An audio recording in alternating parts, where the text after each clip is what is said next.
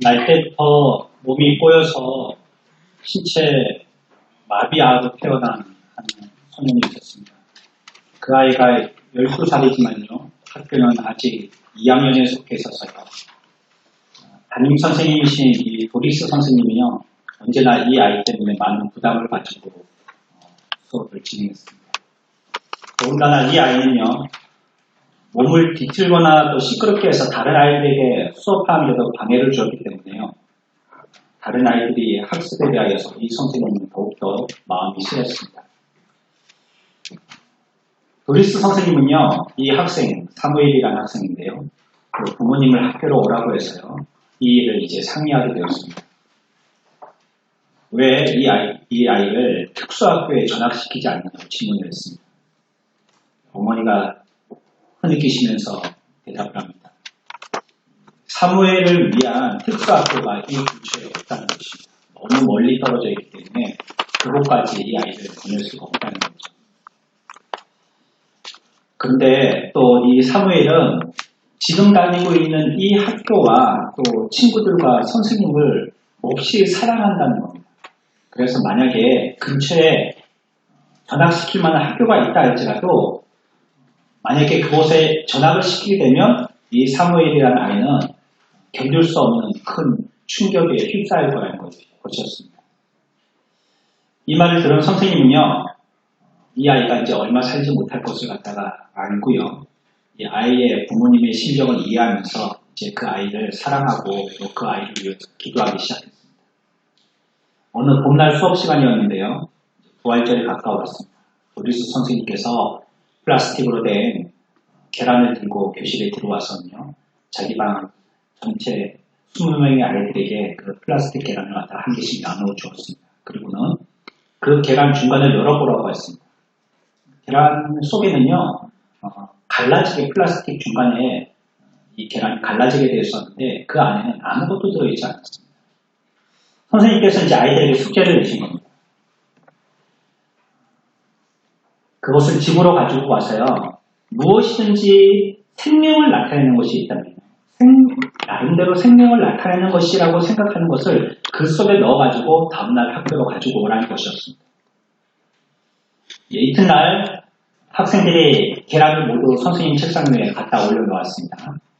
선생님은 그 플라스틱 계란을 한 개씩 한 개씩 열기 시작했는데요. 계란 속에는 어떤 아이는 예쁜 꽃도 담아놓았고요. 또 어떤 아이는 또 조그마한 물고기도 그곳에 담아두었고요. 또 어떤 아이는 그냥 맹물도 담아두었습니다. 그런데 그 20개의 플라스틱 계란 중에서 단 한 개의 플라스틱 계란에는요, 아무것도 담겨져 있지 않고 텅 비어 있는 상태였습니다. 그것은 다른 아이의 것이 아닌 다름 아닌 이 사무엘이라는 아이의 것이었습니다. 선생님은 왜 아무것도 없고 텅 빈 것을 그대로 가지고 왔느냐고 이 사무엘에게 질문을 했습니다. 이 사무엘이라는 아이가 이렇게 대답했어요. 선생님이 말씀하시기를 예수님의 무덤이 텅 빈 것이라고 했어요. 선생님은 다시 물어봤습니다. 사무엘, 왜 예수님의 무덤이 텅 비었지? 예, 선생님. 나쁜 사람들이 예수님을 죽였는데 예수님의 아버지가 그를 무덤 속에서 살려냈어요. 대답한 것입니다. 석 달 후에 이 사무엘이라는 학생은요, 하나님의 품에 안기게 됐습니다. 그리고 그의 장례식에 모든 자기 반 학생들이 참석했는데요.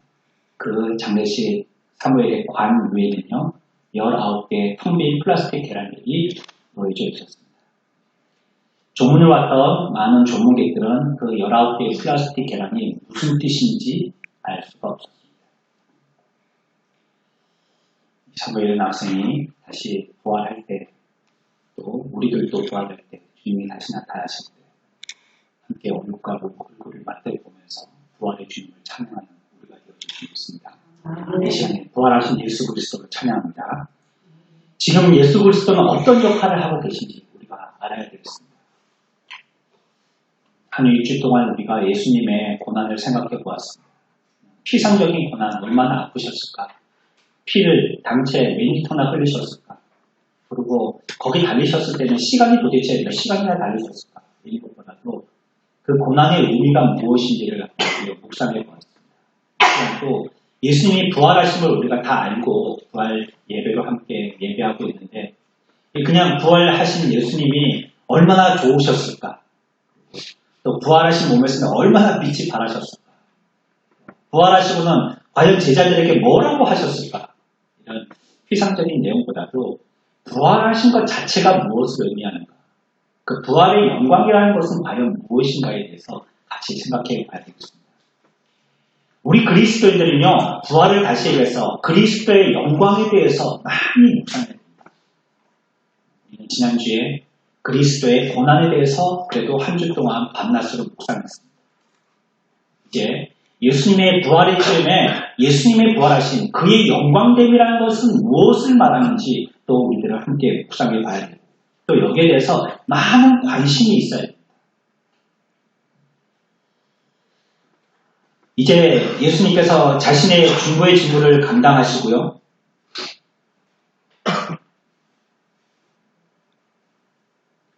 이 일들을 갖다가 하신 그리고 이 일들로 통하여서 하나님께서 그리스도를 통하여 무엇을 원하셨는지에 대해서 우리들도 그분의 하심과 또 하나님이 하시려고 하셨던 것들에 대해서 우리들의 관심이 있어야 되겠습니다. 예수 그리스도에 대해서 구약 성경에서 여러 가지 예언으로 예표를 하고 있는데 두 항목으로 나누어 볼 수 있어요. 그것은요, 그리스도께서 나타나실 것인데 그분이 어떤 고난을 받으실 것이다. 이것을 얘기하고요. 또 한 가지는요, 그분이 그리스도라는 분이 나타나실 것인데 그분이 어떤 영광을 받으실 것이다. 이런 것을 얘기한다. 구약 성경에서는 메시아가 오심에 대해서 얘기할 때 이 두 가지 조건을 항상 같이 얘기합니다. 뭐라고요? 그분, 그리스도께서 메시아께서 고난 받으실 것, 또 그분이 영광 받으실 것 같이 생각합니다. 이거는 우리 기독교에 굉장히 중요한 교축입니다. 고난과 영광입니다. 이 고난만을 너무 강조해서도 안 되고요. 이 영광만을 너무 강조해서도 안 됩니다. 이 둘 중에 한 가지를 너무 강조하게 되면 신비나 아니면 이단으로 들어가게 됩니다.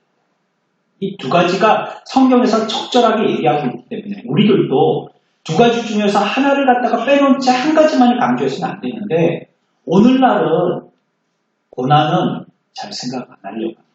싫으니까. 고난이라는 거 좋아하는 사람이 어떻겠습니까? 하다못해 예방주사 따끔하게 주사 잠시 1, 2초 맞는 거 이것도 눈을 찔끔 감고 싫어하는데 그 고난이라는 걸 좋아하는 사람이 없죠. 오늘날 교회에서는 그냥 평안만을 얘기합니다. 또 기분 좋은 사랑, 이게 육신적인 사랑을 얘기하는 거죠. 그리고 위로 이런 것들. 그 교회에서 오시는 대부분의 성도들이 왜 오십니까? 라고 물어보면 마음의 평안을 얻으려고 온다라고 해요. 가서 위로받으려고 온다고 합니다. 하지만 그 누구도요, 내가 그리스도의 십자가를 지려고 왔습니다. 라는 얘기를 들어보기 참 힘듭니다. 성경은 하지만 우리들에게 말씀하시기를 예수님의 나심에 대해서 이 땅에 우리의 메시아로 오심에 대해서 얘기하실 때 영광만을 드러내지는 않는다. 영광만을 강조하지 않는다. 반드시 예수님의 무엇도 얘기한다고요? 고난도 얘기한다. 베드로전서 1장 11절 말씀입니다. 자기 속에 계신 그리스도의 영이 그 받으실 고난과 후에 받으실 영광을 미리 증언하여 두 가지를 같이 말씀하셨다. 고난도 말씀하시지만 영광도 함께 말씀하셨다는 겁니다. 그래서 그리스도께서 제자들에게 이와 같은 성경을 풀이해 주실 때요, 모든 선지자들이 얘기했던 그 성경에 대해서 그 교리를 갖다가 이렇게 추가해 주셨어요. 누가복음 24장 26절에 보면 그리스도가 이런 고난을 받고 자기의 영광에 들어가야 할 것이 아니냐 하시고 라고 말씀하셨습니다. 그리스도라면 어떻게 되신다고요? 이 땅에 계실 때 고난을 받으셔야 됩니다. 그리고 그와 함께 자기의 영광으로 들어가게 되시냐라고 말씀하십니다. 우리는 그리스도의 고난과 영광을 아는 만큼 성경을 이해하게 됩니다. 성경을 아는 사람은 고난과 함께 영광을 같이 아는 것입니다. 또 영광과 함께 고난을 같이 아는 것입니다. 네, 성경은 반드시 이런 질서를 우리에게 분명하게 얘기하고 있습니다. 먼저 얘기하기를 뭐부터 얘기해요? 고난을 먼저 얘기해요. 뒤에 가서 설명드리겠지만요. 그런데 안타깝게도 세상은 거꾸로 얘기해요. 먼저 뭘 얘기해요? 영광부터 얘기해요. 영광. 세상은 반드시 영광부터 얘기해요. 그런데 그 결국은 어떻게 되죠? 고난이 오고 말아요. 순서를 거꾸로 하고 되면요. 반드시 뒤에 고난이 옵니다. 죽은 자는 어디로 갑니까? 죽은 자, 죽어서 구원받지 못한 자들은 다 어디로 갑니까? 지옥을 가요. 영원한 뭡니까? 고난 속으로 들어가는 거죠. 엊그저께 신문을 봤더니 교황이 지옥이 없다라고 얘기했다 그래요. 뭐 그게 공석에서 얘기한 건지 사석에서 얘기한 건지 모르겠지만. 하지만 누가 얘기했건 그건 중요하지 않습니다. 성경은 분명히 지옥이 있다라고 얘기하시기 때문입니다. 성경이 굳이 우리의 이해를 독려하실 필요가 없어요. 우리에게 뭐 같이 믿어달라고 요청하실 필요가 없었어요. 분명하고 확실한 진리의 성경은 누가 뭐라 해도 진리 그대로 나타나는 것입니다. 이 순서입니다. 무엇이 먼저라고요? 고난이 먼저고요. 그 다음에 영광이 뒤따르는 것입니다. 이 모습은 예수님이 오늘날 우리들에게 가장 분명하고 확실하게 잘 말씀해 주시고 표시해 주셨습니다. 예수 그리스도의 고난 이후에 영광이 있었습니다. 사순절 기간을 통하여서 우리가 고난에 대해서 많이 생각했으니까요. 그래서 오늘은 좀 영광에 대해서 심도 있게 생각해 보려고 하는 것입니다. 그리스도의 중보와요. 그 나라의 이 두 가지, 중보라는 것은 고난을 얘기하는 것이고 그의 나라라는 것은 영광을 얘기하는 것입니다. 이것이 또 교회에 전달되는 순서도요. 반드시 이 순서로 전달되어집니다. 반드시 처음에는 고난이 있게 되고요. 그 다음에 영광이 있게 되어집니다. 디모데후서 2장 12절에 그래서요. 참으면 또한 함께 왕노릇할 것이요. 라고 얘기합니다. 참는다는 건 뭘 얘기하죠? 고난을 견딘다는 얘기죠. 아니 좋은 걸 참을 필요가 뭐겠습니까? 웃고 즐기면 되죠. 참는다는 것은 고난이라는 걸 얘기해요. 참으면 또한 함께 왕노릇할 것이요. 우리가 주를 부인하면 주도 우리를 부인하실 것이다. 라고 얘기해요.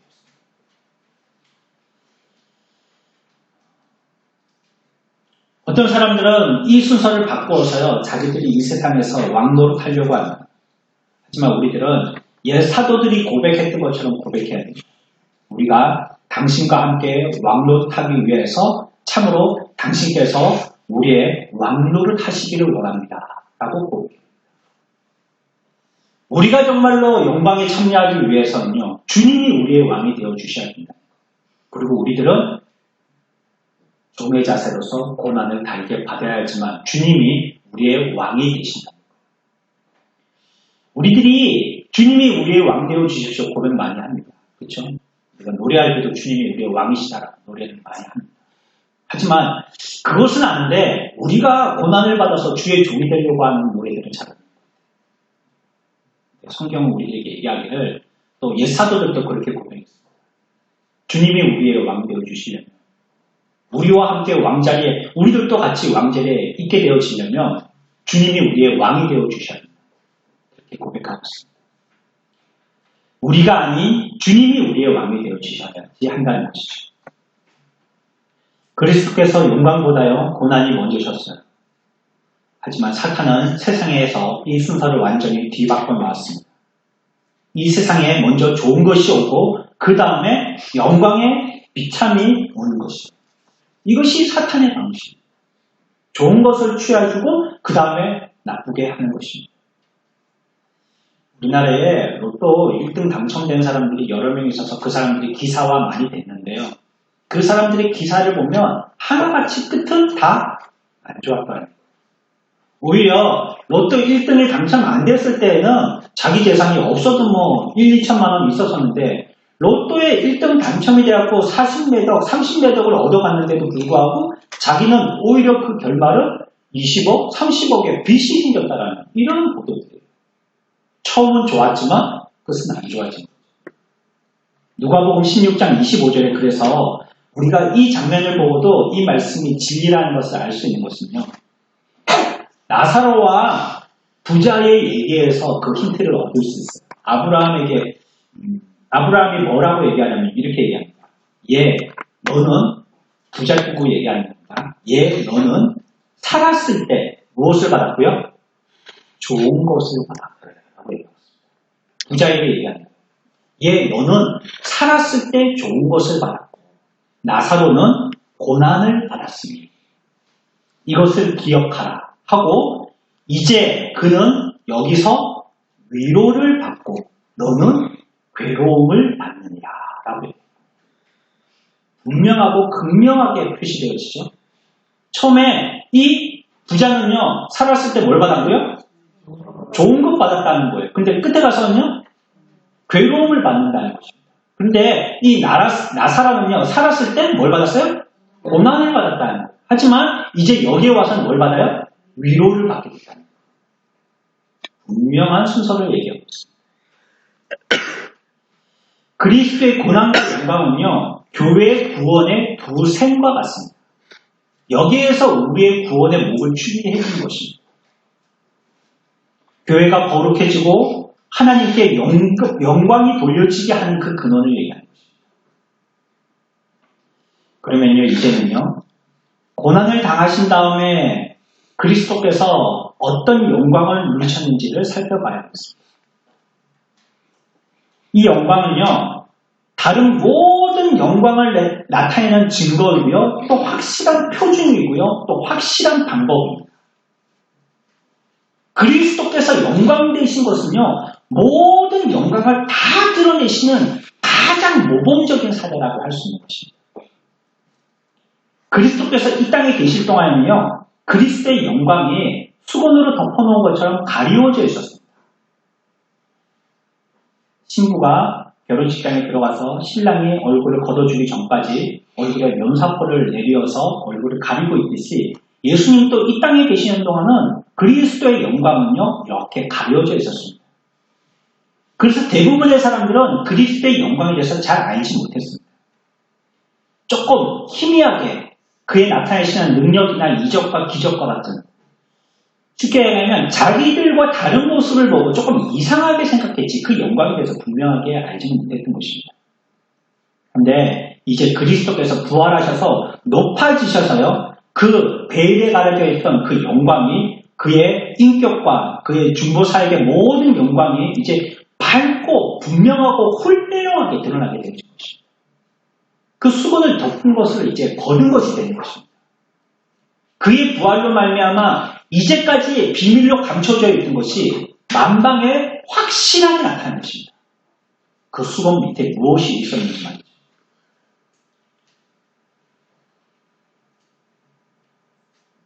우리가 이제 그 영광을 직접 보게 될 것입니다.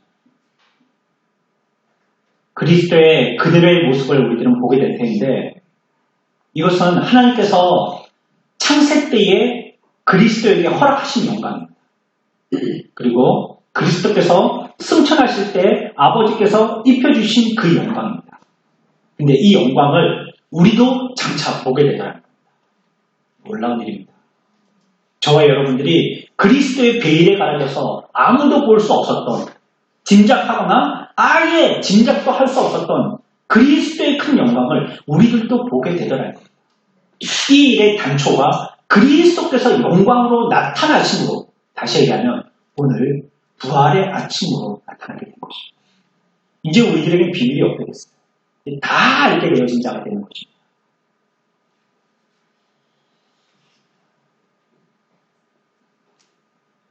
그리스도의 영광이라고 할 때는요, 이 세상에서 종의 형체 속에 가려져 있었던 것입니다. 이제 특별하게 나타나게 된 영광을 얘기하는 것이죠. 하지만 그것이 값없이 주어진 그런 영광은 아니었었습니다. 낮아지신 후에요, 천사들과 또 교회의 영광이 선포되었습니다. 주님이 이 세상 계실 때에도요, 그 영광을 버리신 적은 한 번도 없었어요. 다만 이제 죽으시기까지와 죽었다가 부활하시기까지, 그래서 하나님의 아들로 완전히 온 열방 가운데서 선포되기까지는요, 직접적인 그의 영광에 대한 증거를 갖다가 감추시고 미뤄두셨을 뿐입니다. 안 갖고 계셨다든지 아니면 그것이 없어졌든지 부활하시면서 새로 생긴 것이 아니라는 거예요. 이전부터 가리워져 있던 것이 이제 부활로 말미암아 모든 것이 증거로 선포되어지고 나타나게 됐다는 거예요. 그래서 로마서 1장 4절에서는요. 성결의 영으로는 죽은 자들 가운데서 부활하사 능력으로 하나님의 아들로 선포되셨으니 곧 우리 주 예수 그리스도시니라 라고 얘기하고 있습니다. 이제 하나님의 영으로서 부활하셔서 그의 거룩하심이 그의 영광스러움이 드러나셨다는 거예요. 그것이 영광의 무덤문을 통과하실 때 확실하게 표현되어진 겁니다. 분명히 나타나게 된 것이죠. 여러분들 계기일식 아시죠? 계기일식. 스시집 이름이 아니고요. 해가 달에 가려지는 겁니다. 그게 계기일식. 뒤에 해가 있고요. 앞에 달이 있는 거예요. 순서가 바뀌어가지고. 그래서 뒤에 있는 해가 보이지 않는 것이죠. 이렇게 계기일식 때는요. 그 뒤에 해의 아름다움이나 빛을 달이 가려워서 볼 수가 없습니다. 얼마나 밝은지 그 광채는 얼마나 가는지 볼 수가 없어요. 달에 가려워졌기 때문입니다. 그 해는요. 지금 계기일식 때 달에 가려워졌기 때문에 그 성질이 다른 해가 된 것은 아니에요. 하나님이 태초에 천지를 창조하실 때 그 해입니다. 동일한 해의 영광을 갖고 있지만 일식 때 달이 앞에 순서로 그 지구 앞에 그 해를 딱 막아버리니까 그 달의 영광이 그 해의 영광이 가려져서 안 보일 뿐인 것이죠. 당장을 보기에는요, 해 뭐 소용이 있어 볼 수도 있고요. 저 해라는 행성이 도대체 뭘 하는 거야? 저 해의 의미가 뭐야? 우리는 일식을 통하여서는 도무지 분간할 수가 없는 것입니다. 그런데 이제 시간이 조금 지나서요. 원래 달과 원래 해의 속도와 방향을 원래대로 이렇게 벌어지게 되어지면요. 비추게 되어지면요. 그 본래 영광과 그 본래 광채가 드러나게 됩니다. 시간이 지나면서 원래 기록대로 정상대로 돌아가니까 이제 원래 해의 모습을 보게 되어지는 것입니다. 그리스도의 영광이 그렇다는 것입니다. 이 세상에 있을 때에는 잠시 인간의 모습으로서 가려워져 계셨지만 이제 그 영광이 드러나셨다는 것입니다. 인성의 모습을 취하셨고요. 미천하고 낮은 처지의 종의 모습으로 계셨기 때문이었죠. 하지만 이제 이 시과 같이 잠시 그 일이 지나고 나니까 아름다운 영광의 원래의 하나님께서 함께 하셨던 그 모습으로 드러나게 되셨다.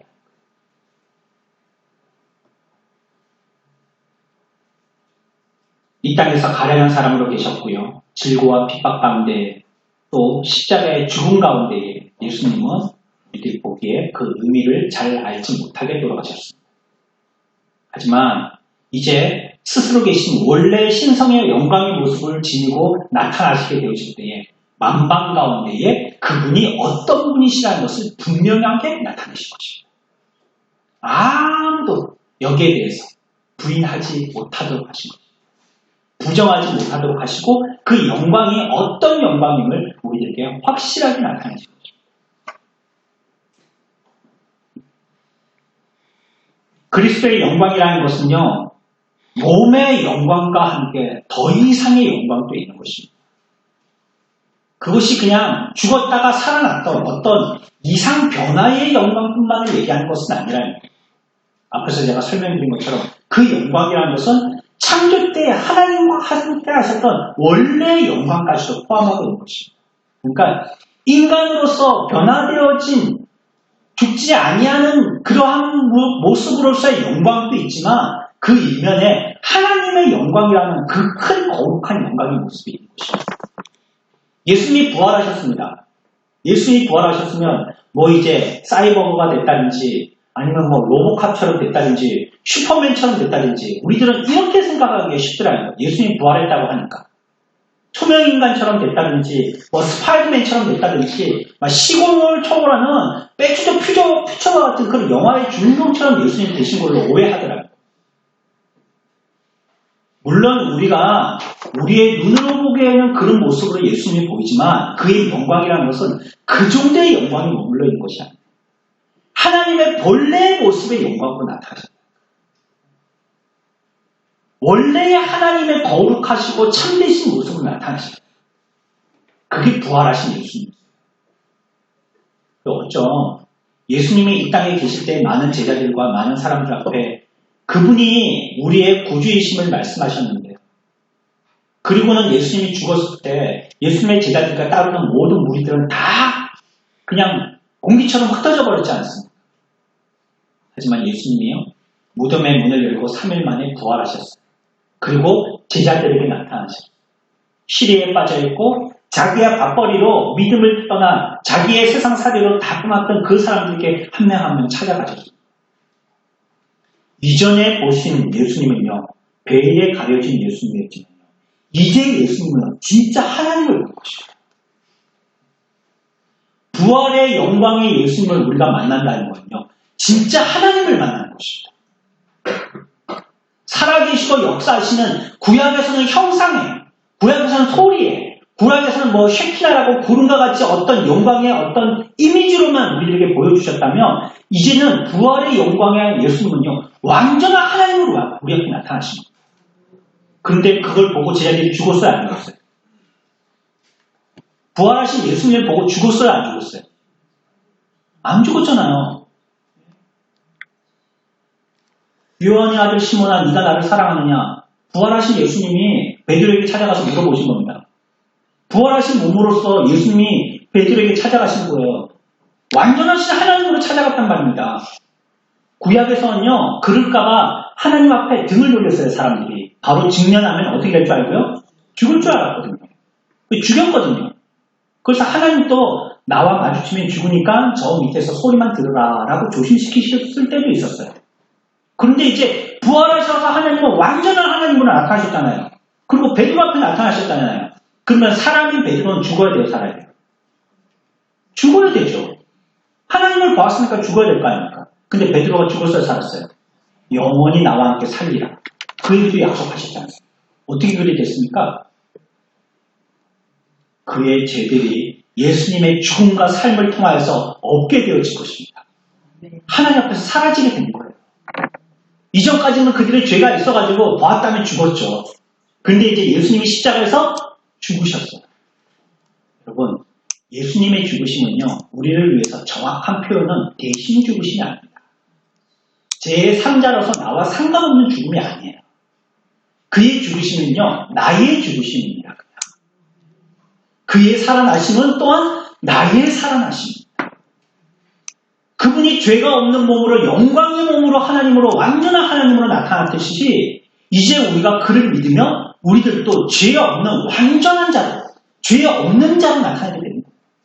하나님을 만났을 때요, 베드로가 안 죽었습니다.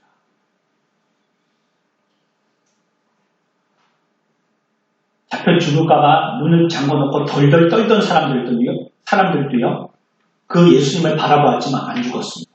도마는 어떻게까지 했어요? 만져보기까지 했어요. 하나님을 만져보기까지. 다 죽죠. 만져보고 어떻게 봐요, 하나님을? 어떻게 만져봐요? 하지만 하나님의 존전에서 도마는 살았어요. 완전한 구원을 이루신 겁니다. 할렐루야. 예수님의 부활이 그겁니다. 그의 영광이라는 것은 그냥 죽었다가 살아나는 어떤 곤충으로 치면 탈피, 허물을 벗어 조금 더 커지는 것 같은 그런 영광이 아니에요. 완전한 하나님의 영광. 창세 때에 영원히 성부 하나님과 함께 하셨던 그 영광의 모습으로 나타나십니다. 그게 부활하신 예수 그리스도예요. 그러니까 우리들은 그 영광의 하나님을 찬양하는 것입니다. 그리스도께서요, 이 세상에서 취하신 인성이 또한 영광스럽게 되셨어요. 앞에서 제가 강조했던 것은 신성을 얘기하는 거예요. 어떤 사람들은요, 하늘에서 그리스도가 혈과 육을 가지지 않게 될 것이라고 생각하는 사람들도 있어요. 천국 가면 예수님을 만나는데 하늘에 계신 예수님은 우리가 생각하는 것처럼 이렇게 이런 하나님이, 이런 예수님이 아닐 거라는 거예요. 살도 없고 피도 없고 그냥 희미한 유령처럼 하고 이렇게 슥슥 다니는, 어디 발도 안 보이는. 우리가요, 어렸을 때 전설의 고향을 너무 많이 봤어요. 그래서 뭐 귀신이라면 그런 칼 물고 이게 피 나오는 이런 귀신. 저승이라면은 뭐 이번에 그 무슨 영화였어요? 이거? 네, 신과 함께 뭐 그런 데서 막 이상한 모양으로 나와가지고 뭐 새까만 덮어 입고 왜 해필이면 양복을 입지 왜 그런 걸 입어요, 그렇죠? 아니 뭐 우리나라니까 뭐 그런 거 입다 치고요. 또 배도 좀 보드배 이런 걸 좀 타고 구축함을 타고 가든지 뭐 노졌는데 그런 걸 너무 많이 보다 보니까요. 우리가 예수님을 생각할 때도 귀신과 같이 생각하는 거예요. 발도 없고 이하고 그 나타난다. 또 예수님을 그렸을 때도 멋지 남자처럼 그렇죠? 머리도 이렇게 내려오고 금발은 수염이 이렇게 단정하게 이렇게 정리되어 있고 성경은 흠모할 게 한 개도 없다고 했는데요. 너무 흠모스럽죠, 그 사진은. 나도 어떻게 저렇게 생길 수 있을까? 스타 사진을 보는 것처럼 그랬어요. 그 사람들이 그렇게 생각하는 겁니다. 그런 예수님이니까 얼마나 거룩하고 위대하신 예수님인데 하늘에 가 계실 때에는 그런 예수님이 이렇게 막 소리 나고 아프고 아야 밥 먹어야 되고 이런 몸으로 계시진 않을 거야라고 생각합니다. 오해입니다. 그런 몸을 갖고 계셔요. 하지만 완전한 몸으로서 변화시키셨던 것이죠. 우리가요, 그리스도의 인성에 대해서 영화가 어떤 성질을 가지고 있는지 완벽하게 알 수 없습니다. 언제 알 수 있죠? 그 나라 가서 얼굴과 얼굴을 맞대고 보니 그때 가면 진짜 알 수 있죠. 분명하게 알 것입니다. 근데 지금은 추측할 뿐입니다. 그리고 우리 자신들도 어떻게 변화될지 분명하게는 알 수 없어요. 대충 이미지로 성경이 우리들에게 일러주는 정도뿐이 알 수 없습니다. 하지만 우리가 알 수 있는 것은요. 이 땅에 계실 때 입고 계셨던 그 인성을 여전히 지니고 있고요. 동일한 이성과 영혼과 같은 몸을 갖고 있다는 것이 성경이 우리들에게 얘기하고 있는 증거입니다. 그래서 예수님은요. 하늘에 계셔서도요. 우리에게 나타나셔서 말씀하시고 같이 식사하시고 피곤할 때 주무시고 슬퍼하시고 또 땀 흘리시고 피 흘리시고 하셨던 그런 몸을 가지고 완전한 형체로 가지고 계신다는 거예요. 천국에서. 또한요. 그리스도의 인성은요. 우리 피조물들이 가지고 있는요. 모든 하나님으로부터 받을 수 있는 은혜의 완전함을 갖고 계십니다. 충만함 속에 계신 분이시라는 거예요. 예수님. 그러니까 이게 인성이라는 것이 하나님의 인격이라는 것은요. 이렇게 변한 것이 아니에요. 인성이 신성으로 변했다는 게 아니에요. 그러면 하늘나라 가서 예수님을 못 보는 거죠. 인성이 신성으로 완전히 변해가지고 인성은 없어져 버리면 인간은 없고 육신은 없고 그냥 영인 하나님으로만 있으면 하나님을 못 보는 거죠. 어떻게 보겠어요? 영을 어떻게 봐요? 그런 게 아니라는 거예요. 변화된 걸 얘기하는 게 아니라는 거예요. 또 어쩜 인성과 신성이 합해진 걸 얘기하느냐? 그것도 아니에요. 막 섞여가지고 합해져가지고. 노란색하고 파란색하고 섞으면 뭐 초록색 비슷하게 되듯이 막 예수님이 하늘나라 가서 모습이 이상한 짬뽕의 모습으로 변해있는 그런 걸 얘기하는 것도 아닙니다. 또 하늘에서 어떤 신성적인 부분이요.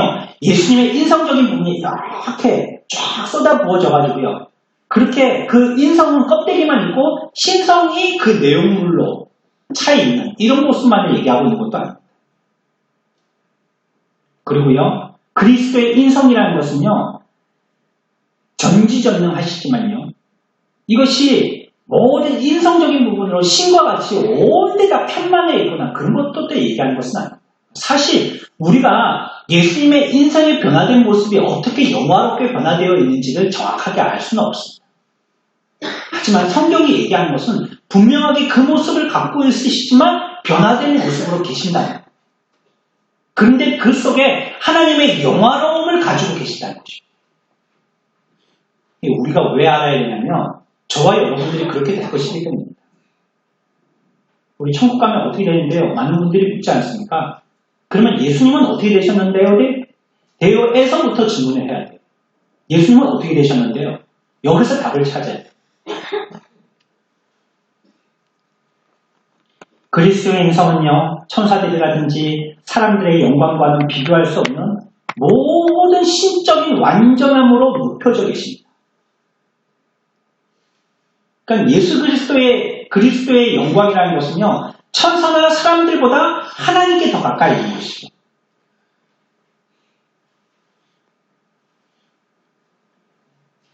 하지만 그 가지고 계신 인성은 여전히 하나님께서 그리스도 예수에게 주신 피조물의 인성인 거예요. 그리스도의 인성이 이 짓는 영광의 성도들과 함께 참여하게 될 것이라고 성경은 얘기하고 있습니다.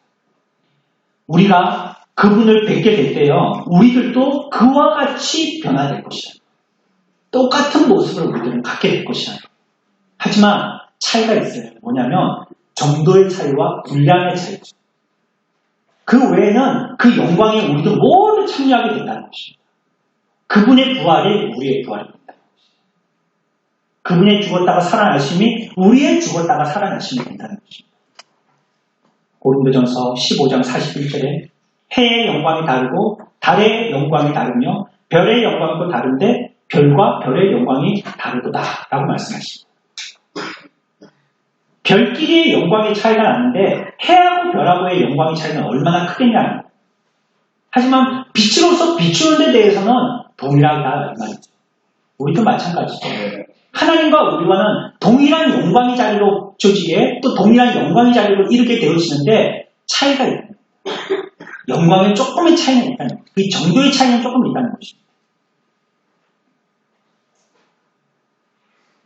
그 영광은 그리스도의 인성이 하나님의 모든 피조물보다 더 높아지셨음이 함축되어 있는 것입니다.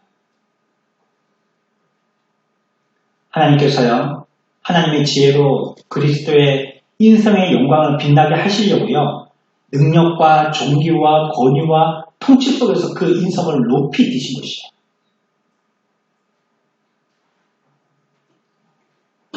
그래서 성경에서는요, 그리스도께서 하나님 우편에 앉아 계시다는 말씀을 하시면서요, 그 영광 속에요, 그리스도께 하나님께서 위임하여 주신 그 직무까지도 영원토록 인정하여 주신다라고 얘기하셨어요.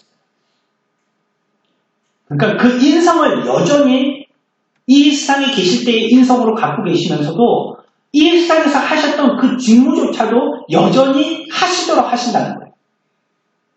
변함없는 원래의 모습에 원래의 일들을 하게 하신다는 겁니다. 그게 골로새서 3장 1절 말씀입니다. 그러므로 너희가 그리스도와 함께 다시 살리심을 받았으면 위의 것을 찾으라. 거기는 그리스도께서 하나님 우편에 앉아 계시느니라. 하나님 우편에 앉아 계신다.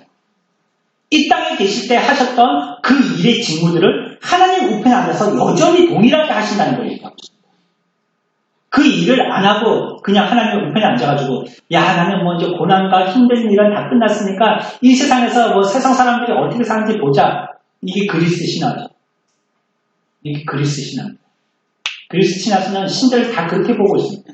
인간들이 뭐하고 어찌 하는지 보자 이러고 있다는 거. 성경은 하나님 우편에서 그와 같은 이 땅에서 하셨던 그 일을 동일하게 하고 계신다는 거. 그 그리스도께서 영화롭게 되셨다는 것은 영광스럽게 되셨다는 것은 그 직무조차도 같이 하고 계신다는 거예요. 영광 속에 같이 포함되어 있다는 걸 얘기하고 있습니다.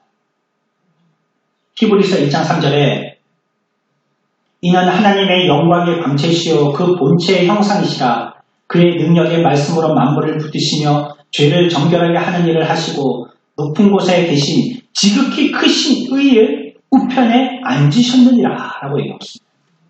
위치와 역할을 갖다가 분명히 성경은 인정하시더라고요. 예수 그리스도가 어떤 자이신지 또 그분은 어떤 일을 하실 건지에 대해서 성경이 확증하여 주신 것입니다. 그리고 그렇게 영광스럽게 높여지셨으며 모든 피조물들에게 반포되셨습니다.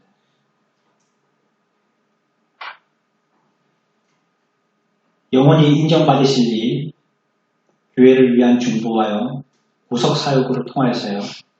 그리스도의 신적인 지혜와 사랑과 은혜가 충만하게 나타나게 됐습니다. 이 영광은요. 그리스도에게만 있는 영광입니다. 절대적이고도 아주 독특하고도 아주 고유한 영광입니다. 우리는 이 땅에서 그의 영광을 거울로 보는 것처럼 희미하게 보지만요. 하늘 위에서는 그 영광이 밝게 빛나서 바라보는 이들의 영원한 기쁨이 될 것이다 라고 얘기하고 있습니다. 그래서 예수님은요. 이 영광이 제자들에게 특별한 방식으로 볼 수 있게 해달라고 기도하고 있습니다. 이 땅에서 이들이 뭐 한 줌 얻어먹는 거, 조금 나아가지고 좀 사는 거, 그리고 또 뭐 문제가 한 개 해결돼가지고 그 문제 가지고 한 수렴 놓는 거, 이런 거 가지고 아둥바둥하고 살 게 아니라 내가 장차 이르게 되어진 그 하나님의 영광을 이들도 볼 수 있게 해달라고 얘기합니다. 그걸 예수님이 기도하셨어요. 우리는 믿음을 가지고요, 이런 것들을 볼 수 있는 시각을 가지기 위해서 힘써야 합니다. 이건 상상으로 보는 게 아니고요, 믿음을 가지고 보는 것입니다. 허망하고 어리석은 사람들은 영광의 본질을 보지 못합니다. 교회 와서 왜 실망하고 돌아가느냐? 교회 와서 문제 해결된다든지 병 낫는다든지 교회를 통해서 무엇인가 위로받는다든지 이러고 싶어서 왔는데 어쩜 안 믿을 때보다도 더 어려움이 닥친다든지 더 힘든 일들이 닥친다든지 답을 알 수 있는 문제가 자꾸 발생하더라는 거. 그리고 아이고야, 교회 와도 별 소용이 없구나 하고 물러가는 것입니다. 참 영광의 본질을 모르는 것입니다. 기독교라는 참 본질을 모르는 것입니다. 그 고난만 보고 그리스도의 영광을 보지 못하고 그냥 물러가 버린 것입니다. 마지막 고비라는 거 있죠? 마지막 고비. 우리가 행군할 때는요, 우리 부대에 들어오기 전에 마지막 고비가 있었어요. 고개가 있었어요. 그 고비를 딱 넘어야지만 부대에 들어오는데 고참들이 그 고비를 갖다가 별명을 붙여놨더라고요. 깔딱고개. 얼마나 숨이 깔딱깔딱 넘어가는지 그 고개를 넘어갈 때만 숨이 벅차가지고 그 고개 이름을 깔딱고개라고 정했어요. 근데 거기만 딱 넘으면요, 그 다음에 평주 그냥 부대 안으로 그냥 들어올 수 있게 되는 거예요. 우리 신앙에도 이런 고난의 고비들이 있는 것입니다. 근데 그것만을 보고 하나님의 영광을 바로 보지 못했을 때는요, 우리는 참 영광을 못 본 것입니다. 그래서 여기에 대해서 거짓된 자들은 어떻게 하려고 하냐면 와서 좀 보고 싶다는 거예요. 그 영광을. 영광에 참여되어서 변화되는 걸 생각하려고 하기보다는 보고 싶다는 거예요. 그래서 어떻게 하기 시작했냐면 중세시대 때 많은 교회에서 그림을 그리기 시작했습니다. 보고 위안받으라.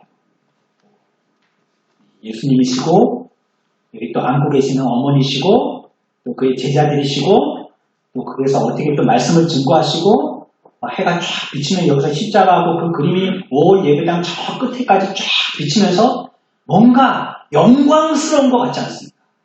들어갔더니 뭔가 영광스러운 것 같죠. 마당에도 형상을 만들어 놓고 들어갈 때 뭔가 이 땅은 영광의 땅인 것 같지 않습니까? 그리고 십자가에도 많은 장식을 해서 그 십자가 죽음의 십자가가 아닌 영광스러운 십자가로 보게 하려고 합니다. 거짓된 인간의 마음들의 위로와 그 만족을 주기 위해서 그와 같이 형상들을 만들고 그리고 붙이고 쪼기 시작했습니다.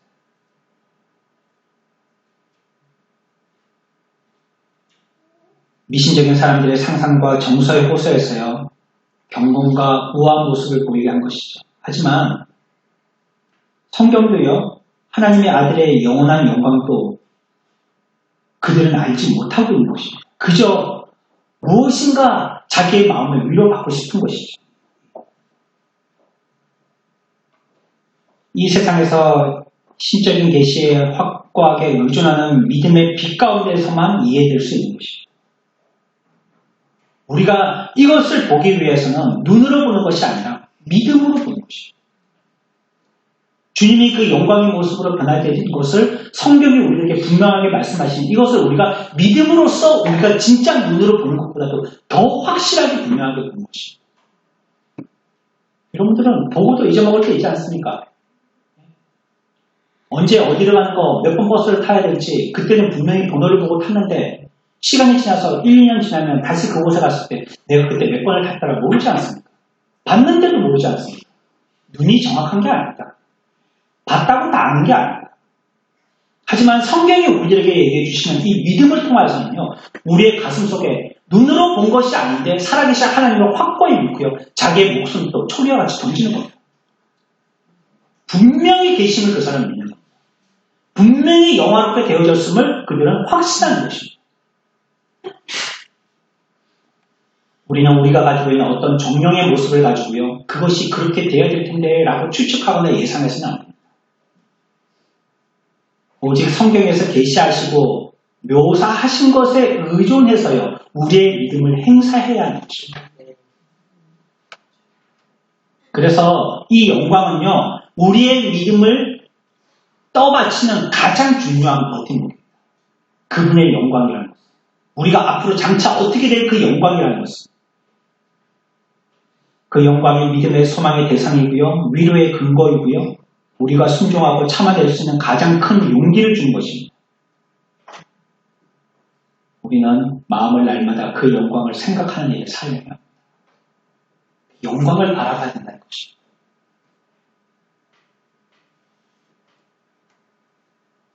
더 이상 영광스럽지 않은 육신에 너무 신경 쓰지 마십시오. 이제 그분의 영광을 바라, 하나님의 영광을 바라봐야 되는 것입니다.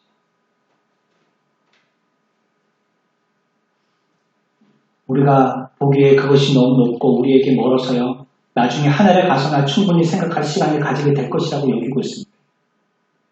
오늘날 그리스도께서 계신 곳이나 그리스도가 어떤 분이신지에 대해서 세상 일에 바빠서요, 전혀 관심 쓸 시간이 없습니다. 그럭저럭 그런 말미암아 구원을 받을 수 있겠지 하는 시기입니다. 그러면서도요, 나중에 주님을 배웠고 그 영광을 보기를 원합니다. 하늘에 가면 그렇게 하기에 충분한 시간이 있을 거라고 생각합니다. 그러나 그것은 허망한 길입니다. 이 세상에 매여져서요, 그리스도의 영광을 보려고 노력은 고사하고 관심도 갖지 않는다면요, 하늘나라에 가서도요, 영광 중에 계신 그리스도를 배운다 할지라도요, 그들은요, 진정한 영혼의 만족을 얻지 못하는 것입니다. 소망하고 기대도 안 했기 때문에, 바라볼 생각도 안 하고 거기에 대해서 상상도 안 해봤기 때문에 그분을 보였을 때는 어색하고 피할 뿐이지 그 영광에 함께 동참하지 못하는 자가 돼요. 하나님이 욕을 하고 때려서가 아니라요, 그들 스스로가 그 영광을 상상하거나 기대하거나 거기에 대해서 믿음을 가지고 확신을 가져본 적이 없기 때문에 스스로가 그 영광에서 자꾸 얹어지고 피해지게 되는 것이죠. 아마 우리들은 그런 영광을 생각해보지 않는 것이 아니라 그런 영광을 기대하고 있지도 않은지도 모릅니다. 그 영광 자체가 무엇인지, 그 영광에 대해서 우리는 기대도 안 하고 있는지 몰라요. 그냥 예수님 부활했으니까 달걀 먹고 가면 부활절 끝이고, 다음 주부터는 그냥 평주일이고, 부활은 1년에 한 번 딱 주일날 그때 지키는 거고, 그 이후로는 부활의 찬송도 부르지 않고, 부활의 말씀도 읽지도 않고, 부활의 설교는 하지도 않고, 부활의 하나님의 영광에 대해서는 상상해보지도 않고, 다만 그 부활의 영광, 하나님의 영광이라는 것은 우리가 죽을 때 죽기 직전에 위로 삼으려고 하는 위안제로만 쓰일 뿐인 거죠. 왜 그렇습니까? 우리가 믿음을 행사해서요, 그리스도의 영광을 조금 더 보지 않게 됩니다. 믿음을 통해서 분명하고 확실하게 우리들에게 나타내 주신 것들을 보고 알고 믿어야 되는데 우리가 그렇게 하려고 애를 쓰지 않기 때문이죠. 믿음으로 보려고 하지 않고 소홀히 여긴 것입니다. 이 세상에서 믿음으로 그리스도의 영광을 보는 시각에 부합되지 않고는요, 그리스도께서 계신 하늘을 소원하는 채 하는 것은요, 모두 공상이고요, 꿈입니다. 여기서 못 보고 체험하지 못하고 믿지 못했는데 그 나라 가서 어떻게 될 것을 생각한다는 것은요, 여러분들은 지금 전래동화 한 번을 읽은 거에 불과하다는 거예요. 우리가 부단히 그리스도의 영광을 묵상한다면요, 우리는 그분의 말씀을 믿게 되는 기쁨으로 충만하게 될 겁니다. 그 기쁨이요, 우리가 신앙생활하는 동기가 되고요, 그 기쁨이요, 끝없는 우리의 기도의 기도 제목이 되는 것입니다. 우리는 대부분 이기적입니다. 자기의 관심 있는 것 외에는 보려고 하지 않습니다. 우리가 그리스도를 말미암아 제사함받고 구원받기만 하면 그 일이 주님에게 어떤 일이었는지에 대해서는 생각해보지 않는다는 것입니다. 그저 주님에게는 그 모든 일들이 다 충분해서 되어진 일이겠지라고 전제해버리는 것입니다. 그런 마음은요, 거룩한 믿음이라든지 사랑의 정신과는 전혀 반대의 것입니다. 하나님께서 주신 믿음과 사랑이라는 것은요, 우리 자신보다 그리스도를 더 우선으로 여기게 하시는 것입니다. 자신보다 그리스도에 대해서 더 우선적으로 관심을 가지게 하는 것이 바로 거룩한 믿음과 거룩한 사랑입니다. 나 먼저 생각하기보다도 그리스도를 먼저 생각하는 것입니다.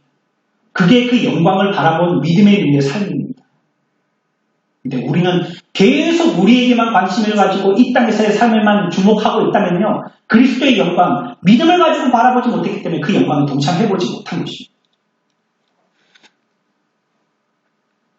만물보다 높아지신 분이 누구고 그 영광과 위엄과 능력으로 감싸여 계신 분이 누구고 누가 높은 위엄의 보좌 우편에 앉아 계시고 누가 자신의 모든 원수들로 자기 발등상이 되게 하시는지 이 세상에서 가난하고 멸시당하고 핍박당하고 죽임당하신 분, 우리를 위해서 죽임당하신 그분은 과연 누구신지 우리들은 묵상해야 합니다. 그래서 오늘 우리가 읽었던 말씀은 유대인들에게 이렇게 얘기합니다.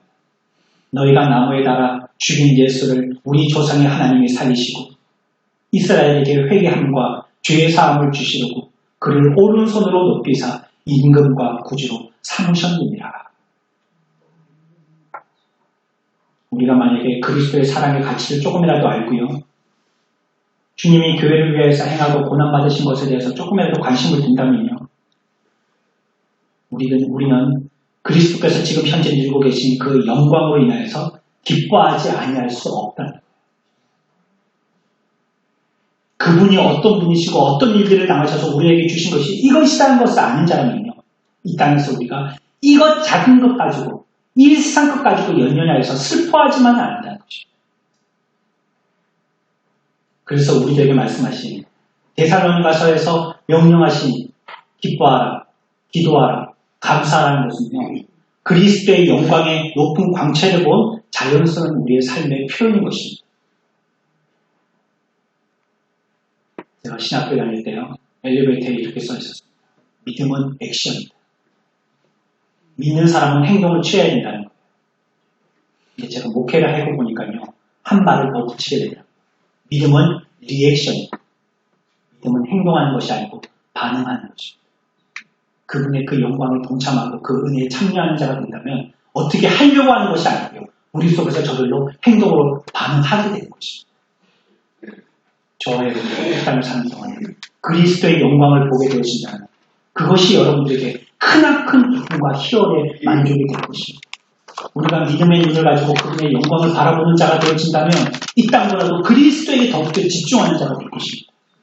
우리가 그리스도의 영광을 정말로 바르게 깨닫는 자가 된다면 이 땅에서 어떻게 잘 살 것보다도 하늘나라의 영광에서의 삶을 더 기대하고 거기에 대해서 만족을 누리게 될 것입니다. 주님은 이 땅에 완전한 큰 영광의 몸으로 오셨습니다.